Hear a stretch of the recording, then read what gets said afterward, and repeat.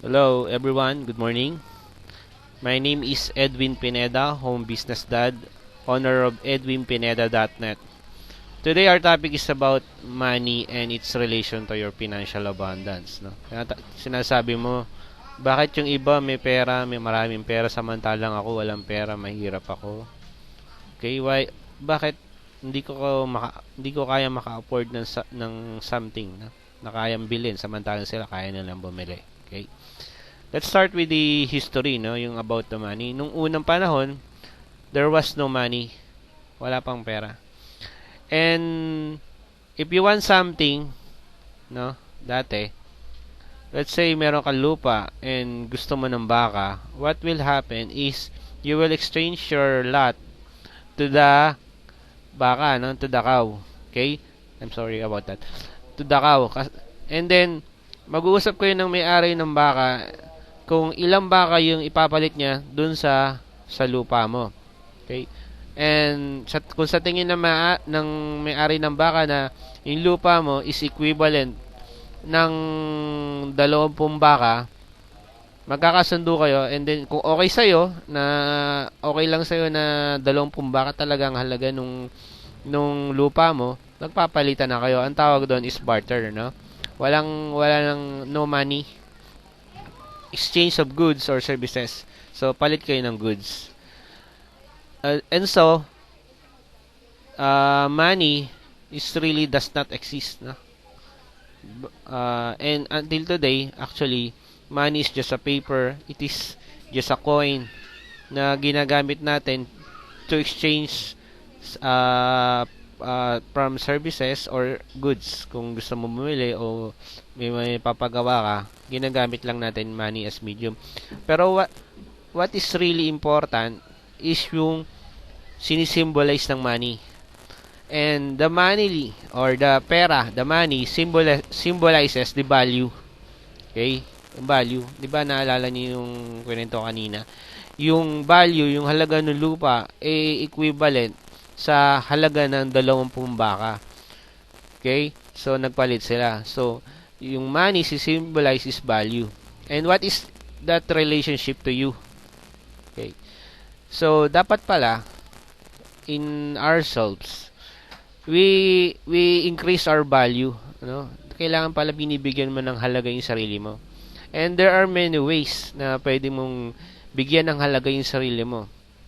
It could be sa simpleng bagay lang. Gusto mong magpa-parlor, papagawa ka ng nails mo, no?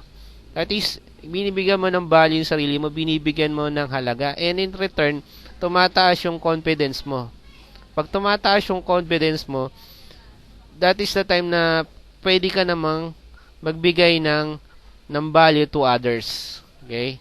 Pwede kang magbigay ng services or pwede ring money, no? Depende sa iyo kung anong gusto mong ibigay sa iba. Okay? So, another example, para tumaas yung value mo, no? Yung halaga mo, pwedeng mag-attend ka ng mga seminars. Okay? Kunwari, mahilig ka sa pagluluto, attend ka ng mga cooking seminars, cooking trainings, and that is, binibigyan mo ng halaga, tumataas yung value mo. And in return naman, no? Pag nagbigay ka naman ng services sa iba, at nakita nila na mahusay ka magluto, magaling kang masarap ka magluto, ano nangyayari? Magugustuhan nila yung service mo. And by that time, maraming ka magiging customer at lalaki yung negosyo mo. Okay? So, that is the value. No? So, kailangan dagdagan mo yung skills mo, pagbutihin mo, improve mo yung personality mo.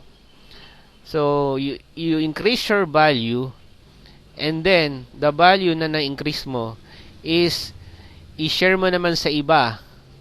And that is the time na kung saan pwede kang kumita. Okay? Na nakikita nila na ikaw, valuable ka, gusto ka nila, at sila na mismo ang magbibigay ng pera sa'yo kasi they see you as a valuable person. Okay? So, kung ikaw naman wala kang ginagawa, sa bahay ka lang, slacking, pahinga, pahiga, nood ng sine, nood ng TV, kain, tulog. So that is not a valuable activity. So make yourself valuable, gumawa ka ng mga everyday, no? Kung kinakailangan, kung meron kang maliit na notebook diyan, sulat mo everyday, meron kang tatlong value na inad mo sa sarili mo, and tatlong value na i-share mo naman sa kapwa mo. Okay? Yung total sinabi ko sa'yo, pwedeng nag-add ka ng skills, pinaganda mo yung sarili mo. Okay? So that is adding value to yourself. And in return naman, pwede ka namang magbigay ng service to others, or pwede ka ring magbigay ng pera. Okay? Depende sa iyo kung ano yung meron ka, kasi nga sabi nga natin, you cannot give what you don't have. Correct? So if umaapaw yung value about yung halaga mo, ano, yung value about yourself, and you give it, binibigay mo naman sa ibang tao, na nag-share mo yung halaga mo, yung value mo, that is the time na I'm sure ay magkakaroon ka ng financial abundance. Okay? So, that is our show for today. Thank you for watching. Please subscribe to my email list. Meron po tayong email newsletter dyan. And you will receive a wealth course para makatulong din po sa home business niya. So, yun lang. Good morning everyone, and bye-bye.